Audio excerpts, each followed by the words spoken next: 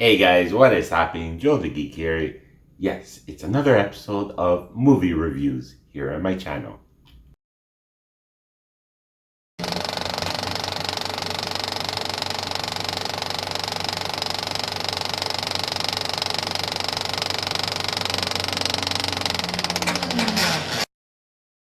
We're going to be talking about the newest film I went to go watch the other night. Such a good movie is The Flash. Oh my god. What to say about this movie is so good. Ezra Miller is playing The Flash as always. He's such a good actor. Very funny despite what happened recently, but in real life. But let's forget about that and just talk about how he plays the Flash. It's so good. His costume for the Flash is just awesome.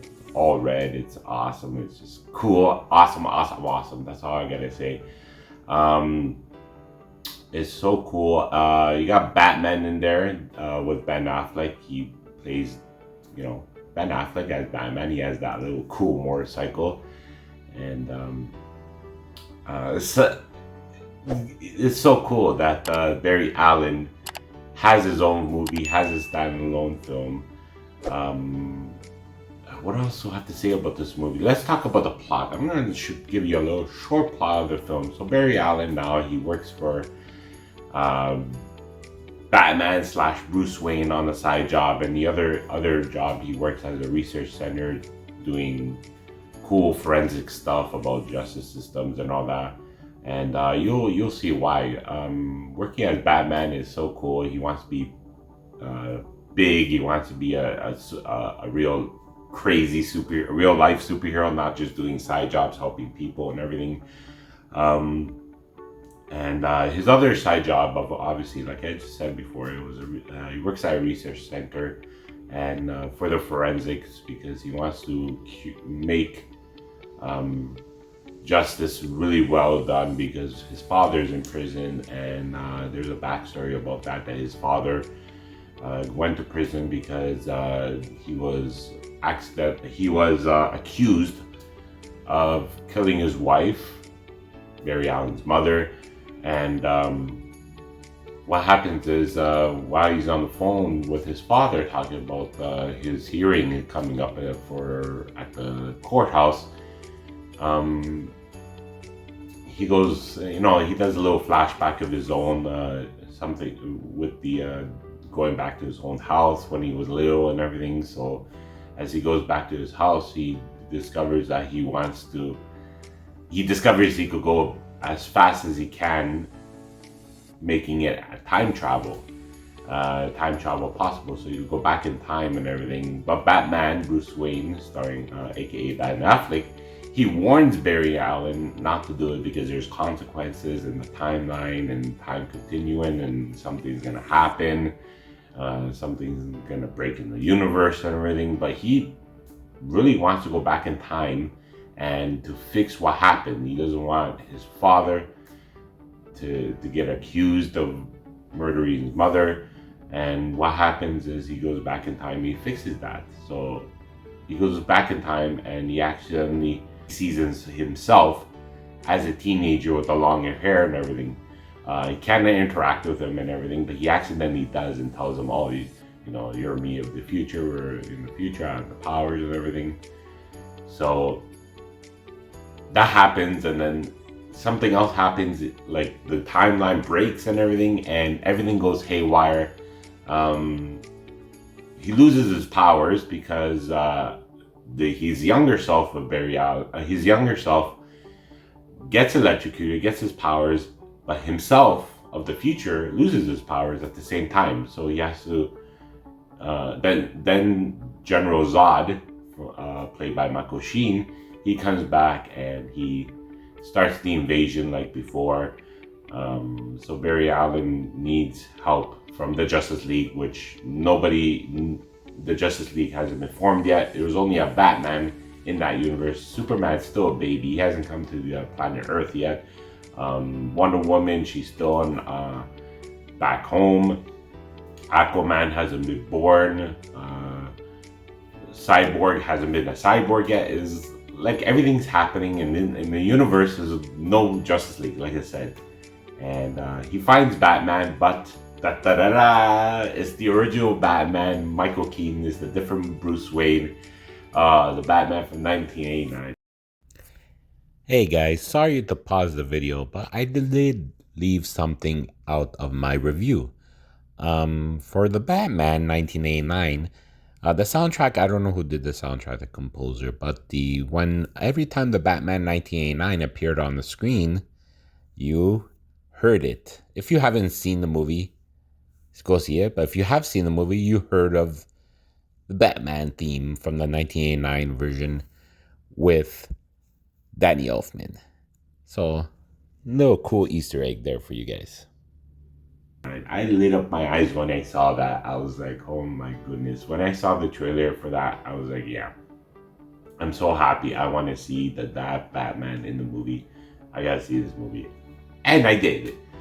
His entrance was okay. I thought it would be a better entrance. His entrance is kind of weird because he's an old man and raggedy clothes and everything. He's living by himself. His house is all over the place, and you know it's not what you think. I thought his entrance would be better, but then when he puts on the bat suit, his entrance is always awesome. So that's cool to see. So he helps him. They have to go find Superman, which he's in Russia, but they accidentally find Supergirl, played by Sasha Calle, and her suit is pretty sweet. Of course, it's the thinner version of Superman you would expect.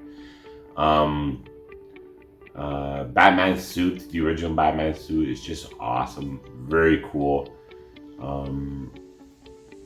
The whole movie is so good, and it's a lot of funny scenes. There's so many cool things about the movie. The Flash regains his powers towards the end, so him younger self, who gets the Batman suit, but he paints it differently so he could have his own symbol, his own Flash symbol, which he becomes a reverse Flash. So there's himself, Flash, reverse Flash, the original Batman, Supergirl. They're all fighting General Zod, and then the timeline still breaks because this is supposed to happen.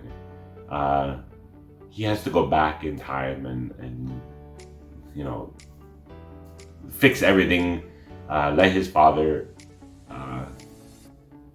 be accused and go to jail and everything, or else the whole timeline collapses. So that's the basic plot of the movie. Such a good movie. CGI is really well done. The characters are funny, especially Ezra Miller. I think that's how you say it. Ezra Miller. Michael Keaton. I must talk about Michael Keaton as Batman. The original Batman from the 1989 movie. It was such an honor to see him back. When I heard rumors that he was coming back as Batman, I thought they were false rumors, and they turned out to be true. He finally becomes on screen. Towards the end, you'll see a lot of cool Easter eggs. I'm not gonna spoil the ending. There's a lot of good Easter eggs. You'll point them out once you see them. It's so obvious. It's so cool just to see stuff like that. Towards the end, and it leaves you on a funny cliffhanger, I guess. It won't be a cliffhanger, but it leaves you on a funny note.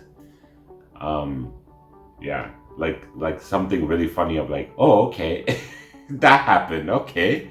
It's funny. I don't want to spoil it. It's just, you have to go in and see for yourself. The ending is just too much. Other than that, The Flash, since it's a DC movie, I'm not fond of DC movies.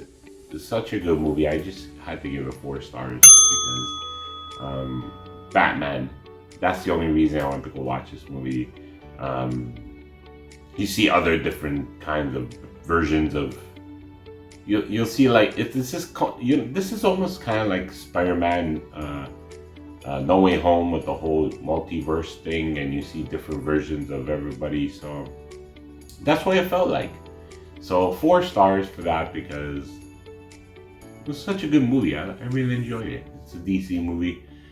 Nothing else to say about the film, but yeah, that's my review for The Flash. Came out in the theaters. If you guys disagree or agree about my review, comment down below. Give me your thoughts if you watched it or not. And that's about it. Alright guys, if you like this video, smash that like button, share this video, subscribe to my channel, and as always, follow me on Twitter, Instagram, Facebook, and TikTok. Catch you later, dudes.